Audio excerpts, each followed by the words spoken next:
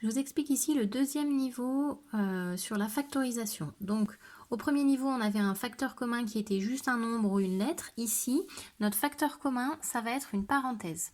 Vous allez avoir des calculs qui vont ressembler à ça. Alors, c'est des calculs que vous n'aimez pas du tout parce que il y a plein de lettres, il y a plein de nombres, il y a les parenthèses, il y en a de partout et du coup, vous êtes persuadé que c'est difficile. Alors, je vais vous montrer comment on fait. Vous allez voir que finalement, on y arrive très très bien. La première chose importante, c'est que chaque parenthèse est considérée comme un seul élément. C'est-à-dire qu'ici, on a 4 éléments.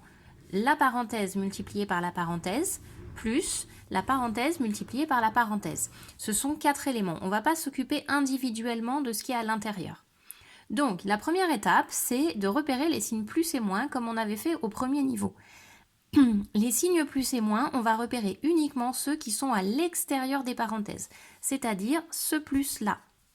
Celui-là, on s'en occupe pas parce que c'est un seul élément, x plus 2. Donc on ne peut pas s'occuper du plus pour pouvoir après chercher de chaque côté en le séparant. Donc ça, c'est qu'un seul élément, celui-ci aussi. Donc on ne s'occupe pas des plus et des moins qui sont dans les parenthèses. Une fois qu'on a repéré le signe plus qui est entre les parenthèses, on va chercher de part et d'autre le facteur commun.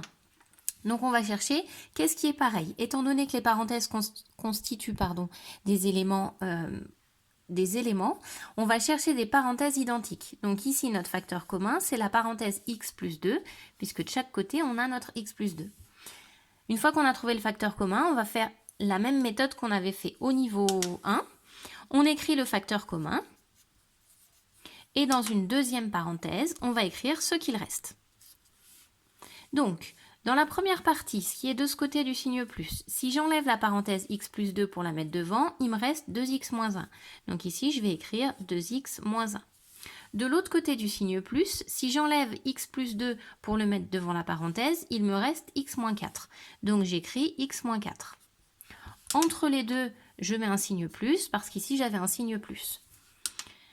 Une fois qu'on est arrivé à cette étape, on va rajouter une étape supplémentaire puisque ce que j'ai mis dans la parenthèse jaune, on voit qu'on va pouvoir réduire, mettre les x avec les x et les termes constants ensemble. Donc, pour réduire, la première parenthèse n'a pas changé, mon facteur commun c'est x plus 2. Dans la deuxième parenthèse, je mets 2x avec x, ça fait 3x. Et moins 1, moins 4, ça fait moins 5. Et ici, on a terminé notre factorisation au niveau 2. Alors, vous allez assez rapidement, pour la majorité d'entre vous, réussir à faire ça, même sur le niveau 2. Une fois qu'on a compris que ça marchait par parenthèse, ça va très bien. Les difficultés qui se posent le plus souvent, c'est l'étape de réduction, où on fait attention aux signes. Ici, on a moins 1 et moins 4 qui fait bien moins 5. On met les x ensemble, voilà. C'est cette étape-là sur laquelle il faut que vous fassiez attention, si vous avez compris la factorisation. Il faut que vous fassiez attention à l'étape de réduction pour ne pas créer des erreurs. Je vous montre maintenant comment on aurait fait si on avait eu un signe moins ici. Donc je mets un autre exemple. Par exemple, 4x plus 2 facteur de x moins 7 moins 2x plus 1 facteur de 4x plus 2. Voilà.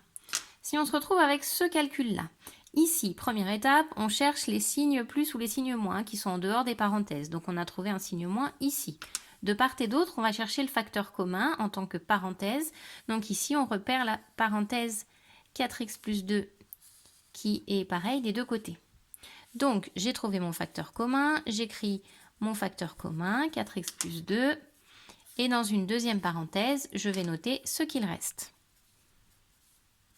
Voilà.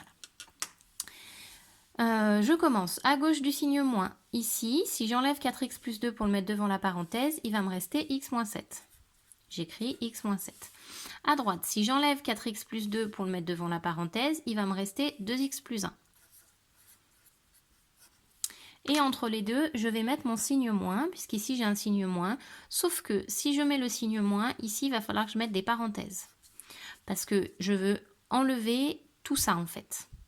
Donc pour enlever tout ça, mon signe moins, il va changer les signes qui sont dans la parenthèse. Donc sur cette première étape, je vais bien rajouter ici les parenthèses, qu'on n'a pas besoin de faire quand on a un plus, mais quand on a un moins, il va falloir qu'on le rajoute.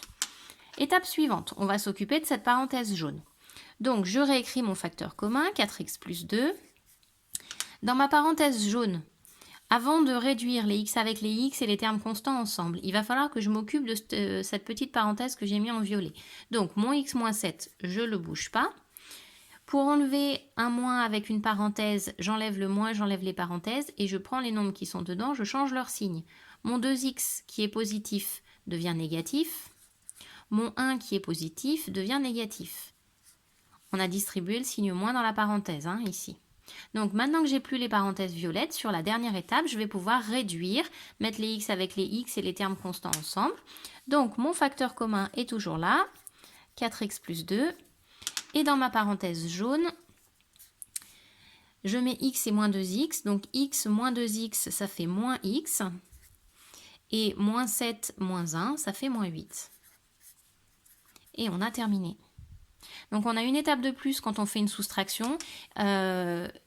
Essayez de bien écrire cette étape parce que certains d'entre vous, notamment ceux qui se sentent le plus à l'aise, peuvent arriver directement ici, mais faites attention parce que c'est quand même source d'erreur. Donc sur les premiers exercices que vous faites, vous rajoutez bien les étapes, n'hésitez pas à en faire plusieurs.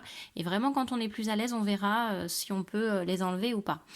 Donc voilà, ça a l'air plus compliqué et en fait, une fois qu'on a la méthode, ça marche très très bien. À vous de le faire sur les exercices.